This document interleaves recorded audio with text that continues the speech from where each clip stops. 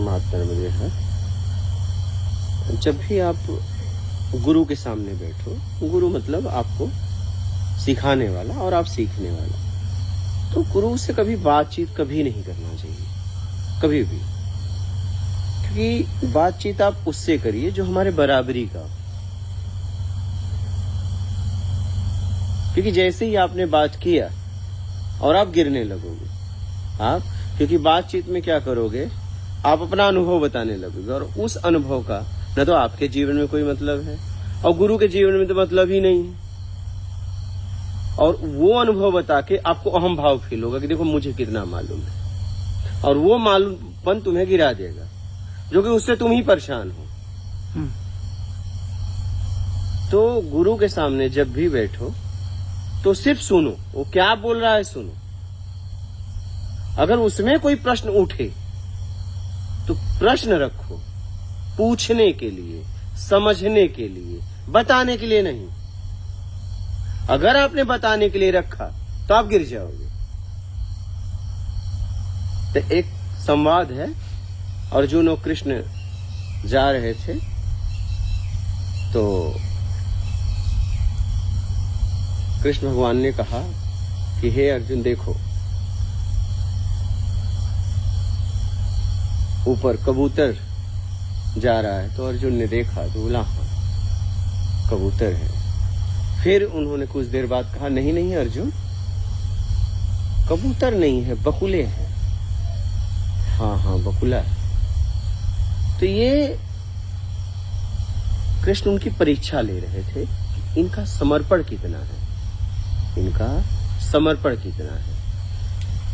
लेकिन वही अर्जुन जब युद्ध के मैदान में जब उतरे, उनको मेरा लोग दिखे, तो उन्होंने कहा नहीं हम युद्ध नहीं करेंगे। बोले नहीं अर्जुन युद्ध करो,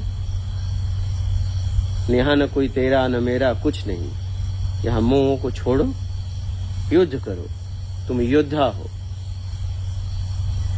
बोले नहीं मैं युद्ध नहीं करूंगा, मेरे लोग दिख रहे हैं, मुझे कुछ नहीं चाहिए, मैं जा रहा हूं। अब देखिए वही अर्जुन वहां पे कृष्ण की बात नहीं माने, इसलिए अब इसी को समझना है कि इसलिए वहां नहीं माने बात कि उनके द्वारा कई लोग मारे जाते और वो अफसोस करते। कोई मारा जा रहा था, उन्हें हानि दिख रही थी, और यहाँ पे चाहे बकुला हो चाहे कबूतर हो, उससे क्या मतलब, कोई फर्क पड़ता है क्या? यहां मकसद नहीं था क्या, वहां मकसद था। कभी भी गुरु के साथ आप हो, गुरु के सामने, तो मकसद पे बात करो।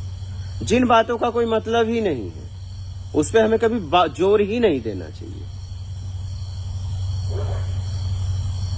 क्या अर्जुन को नहीं दिख रहा था ये कबूतर नहीं बकुले हैं?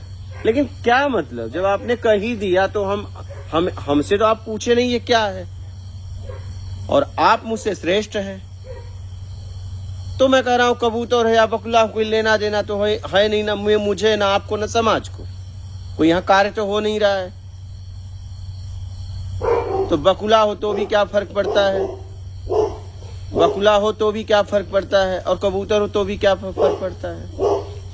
कोई फर्क पड़ता है क्या? नहीं पड़ता ना।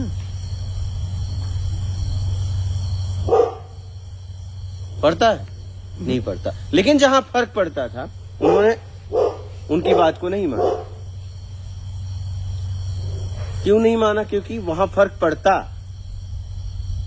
क्योंकि वहां हानि हो रहा था, लाभ हानि की बात हो रही थी कि मेरा लाभ तो होगा, मुझे वैभव मिलेगा, मैं राजा बन जाऊंगा, मुझे राज्य मिल जाएंगे, लेकिन ये लोग मारे जाएंगे और मैं वैभव के लिए इनको नहीं मार सकता, सिर्फ मात्र वैभव के लिए मैं इन्हें नहीं मार सकता। तो आप जब भी गुरु के सानिध्य में रहो तो बस अपने आत्मिक कल्याण की बात करो। जब आपको लगे कि नहीं गुरु कुछ कह रहा है, उसमें कुछ प्रश्न खड़ा हो रहा है, तो अपने प्रश्न को रखो समझने के लिए, समझाने के लिए नहीं।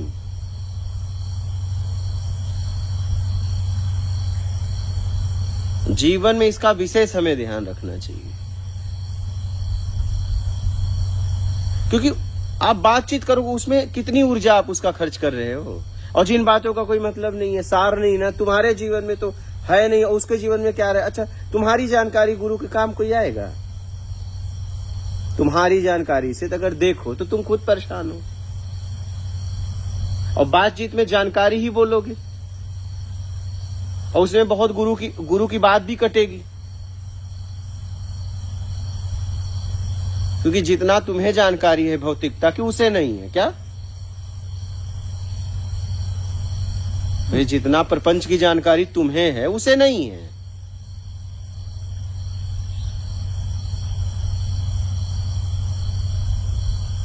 लेकिन उसे वो जानकारी है जिससे आपका कल्याण हो जाएगा, और अपनी जानकारी से तुम खुद परेशान हो। इसीलिए कभी भी गुरु से बातचीत नहीं करना चाहिए, सिर्फ उसे सुनना चाहिए।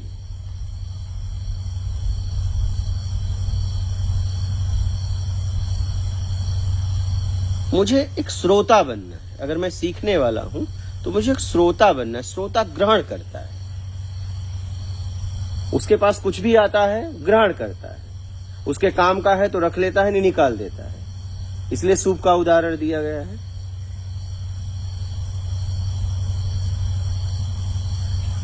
किसका उदाहरण? सूप गेहूं को ऐसे ऐसे करते हैं तो कचड़े को फेंक देता है और वो अंदर ले लेता है काम वाली चीजें। गेहूं को अंदर रख लेता है और जितना उसमें कचड़ा है वो बाहर फेंक देता है। तो गुरु को हमें सुनना चाहिए। पता नहीं, हो सकता है कि पता नहीं कब तक उसका सानिध्य मिले, कुछ बोल नहीं सकते। उसका सानिध्य कब छूट जाएगा पता नहीं।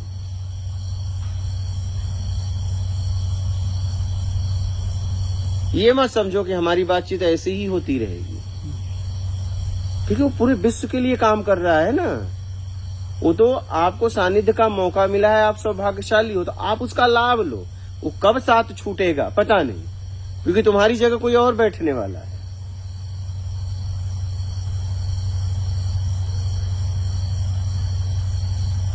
तो उसके पास लाइन लगी है ना, जैसे एक टिकट निकालने के पास लाइन लगी है।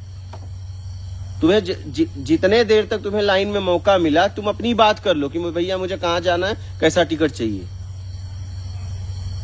क्योंकि जैसे ही समय तुम्हारा हटेगा, तुम्हें पीछे वाले धक्का मार देंगे, क्योंकि पीछे और खड़े हैं ना, क्योंकि आपसे पहले कोई और था।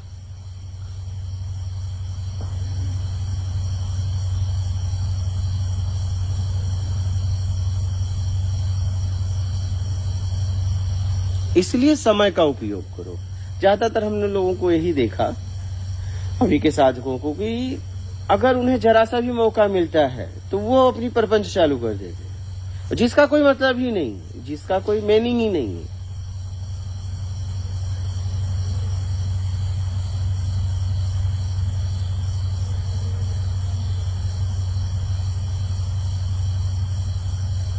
आप देखो ना, जैसा हम सुगंध लेते हैं वैसा हमारा भाव बनता है, जैसा हम दृश्य देखते हैं वैसा भाव बनता है। तो गुरु को देखना ही बहुत है। अगर वो देखने को ही मिल रहा है तो उसे देखते रहो, देखने में ही बहुत कुछ मिल जाएगा। लेकिन देखना आना चाहिए क्या? हाँ, अगर सामने रूप है, रूप की जानकारी है, तभी वैसा भाव बनेगा ना। तो गुरु का जीवन में महत्व मालूम होगा, तब उसे देखने से कुछ समझ में आएगा। उसे इसलिए देखो कि कभी उसकी नजर मुझ पे पड़ जाए। मेरी नजर तो पड़ ही रही है, उसे इसलिए देखना है कि कभी वो मुझे देख ले। आप मत समझना वो आंखों से देख रहा है तो आपको देख रहा है।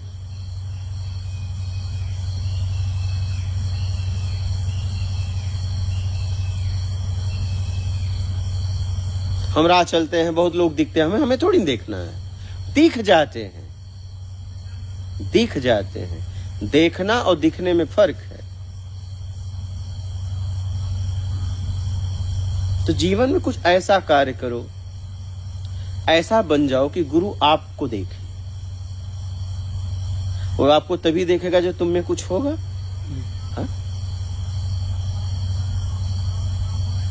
हर जगह तर्क मत करो, हर जगह तर्क मत करो। तर्क आपको गिरा देगा। जिसका कोई मतलब ही नहीं है उसमें तर्क करके मीनिंग ही नहीं है। आप देखो कि मेरा स्तर कैसे उठेगा। आप सिर्फ समझने के लिए बात करो।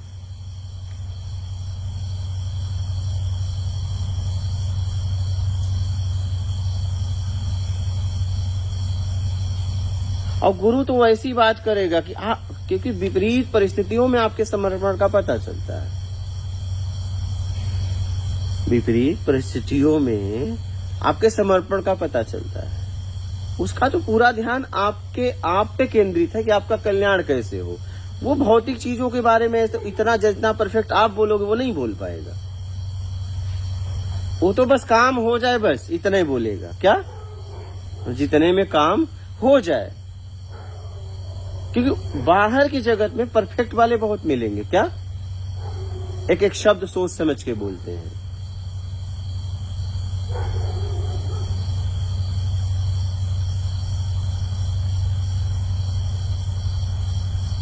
वो आपसे भी ज्यादा परफेक्ट बोलता है, लेकिन कहां? जहां पे आपको लाभ होगा। आपसे त्रुटि हो जाएगी, उससे नहीं होगी। उससे सूक्ष्म आप देख ही नहीं सकते इस जगत को, लेकिन आप वहां परफेक्ट बोलते हो जहां कोई मतलब भी नहीं है। क्या? हो तो भी ठीक, नहीं हो तो भी ठीक।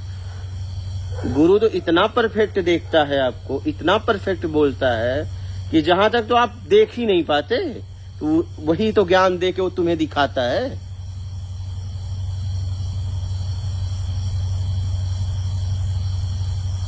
तुम तो गलती भी कर सकते हो, वो गलती कर भी नहीं सकता, हो ही नहीं सकता उससे गलती। वो इतना सूक्ष्म देखता है। लेकिन कब? जब आपके आत्मिक कल्याण की बात हो तब। लेकिन भौतिकता की बात हो तो कहां से कब कहां बोल देगा पता नहीं। ऐसा नहीं कि उसे पता नहीं है, ऐसा नहीं कि उसे पता नहीं, वो परफेक्ट नहीं बोल सकता।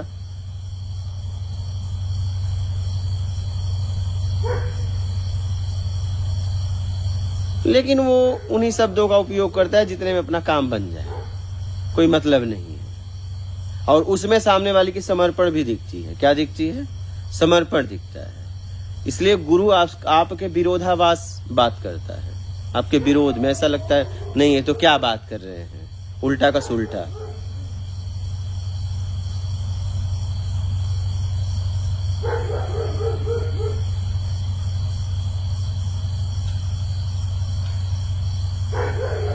तो मुझे ये ध्यान रखना है कि गुरु के सामने हम बैठ गए तो मुझे व्यवहारिक बात ही नहीं करना है। बस उनकी चाहे वो घंटों बोले, जितना मुझे मौका मिला है, मेरा काम है सुनना।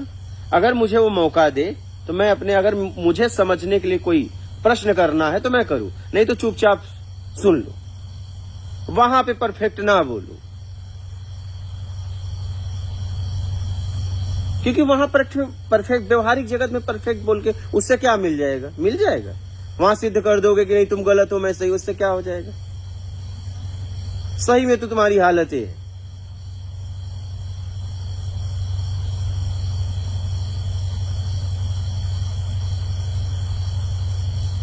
एक जिज्ञासु, एक शिष्य, सिर्फ उसकी नजर, उसकी आत्मिकता सिर्फ एक ही रहती है कि मेरा कल्याण कैसे हो जाए। गुरु के मुखार बिंदु से क्या निकले कि मुझे शतमार्ग मिले और मेरा कल्याण हो।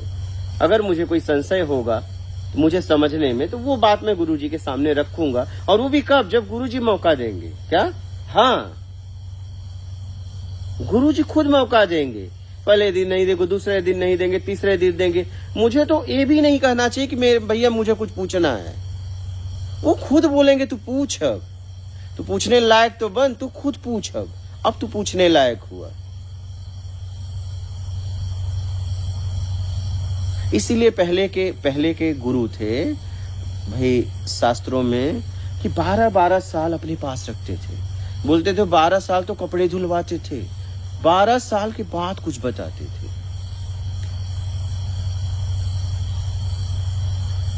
12 साल तो कोई सेवई में लगा देते थे कि बस तू रह, पढ़ा रहो करे।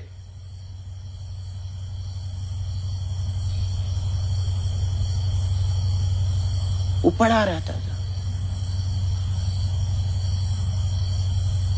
इस इंतजार में कि गुरुजी कुछ बताएंगे।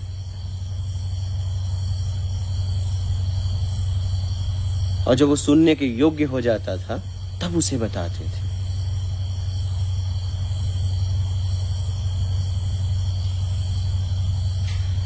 आप देखो ना, लोग बैठते हैं कुछ ही देर में कैसी बातें करते, उस बातों का कोई मीनिंग है, मतलब है? कहाँ कर रहे हो, किसके सामने कर रहे हो?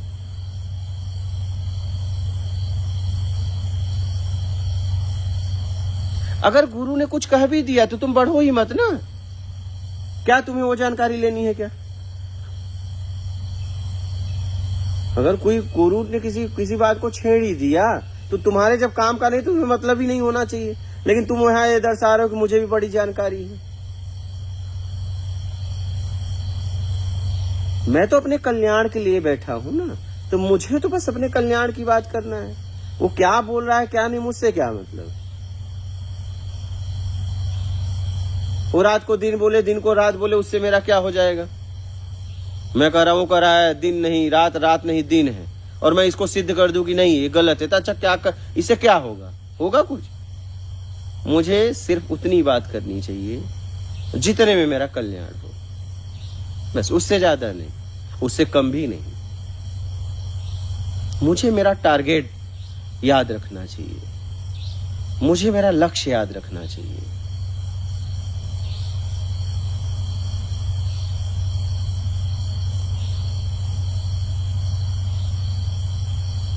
क्योंकि हम वो सिद्ध करने में लगे हैं जिसका हमारे जीवन कोई मतलब नहीं। अब ये बरगद का, कोई कहते पीपल है, तब है तो जा ठीक है जाए। हाँ, अब हम सिद्ध भी कर दें बरगद है तो कुछ होगा, लेकिन ज्यादातर हम इन बातों में लगे हैं जिसका हमारे जीवन में कोई मतलब ही नहीं है। हमने शुरुआत में लोगों को खुद समय दिया। मैं इसलिए समय देता था कि इनका कचरा निकले, कभी तो कुछ पूछें क्या, उस कचरे का भी जवाब देता था, क्योंकि जो कि उनके जीवन में मतलब नहीं था, मुझे भी पता था।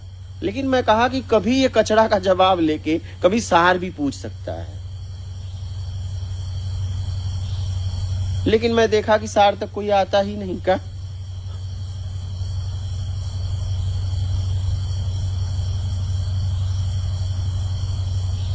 तो मेरा यही बात कहना है कि गुरु का सानिध्य अगर मिल जाए, अगर वो कुछ बोले तो ग्रहण करो, उसमें कोई प्रश्न उठे तो पूछ लो, और नहीं तो चुपचाप उसे देखो, बस और कुछ नहीं। आप देखो ना कि आपको बहुत सारी चीजें हैं कि देखने से ही तृप्ति मिलती है, छूने से तृप्ति मिलती है।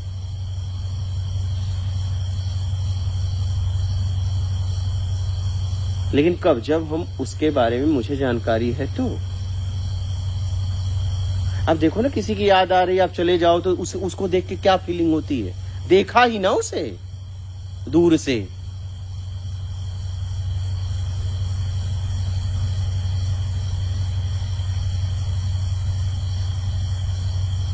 तो मुझे इन सब बातों का विशेष ध्यान रखना चाहिए।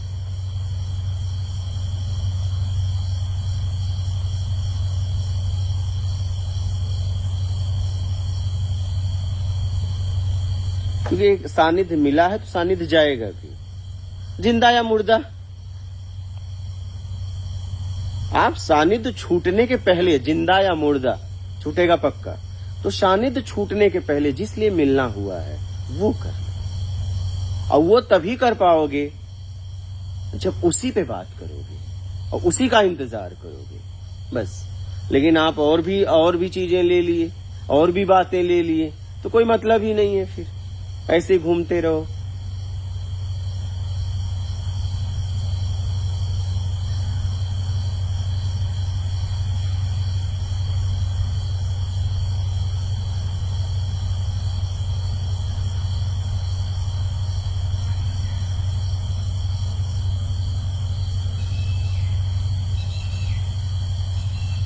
समझ गए?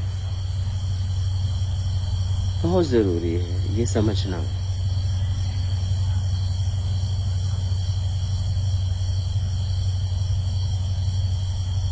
गुरु को देखना ही बहुत बड़ी बात है। मैं उसे फील कर पाता हूँ। क्या? मैं उसे फील कर पाता हूँ, मैं उसे एहसास करके बोल रहा हूँ आपसे। तो उसे देखना ही बहुत बड़ी बात है जीवन में। कितने लोग तो खोज में ही खत्म हो जाते हैं, देखने को भी नहीं मिलता।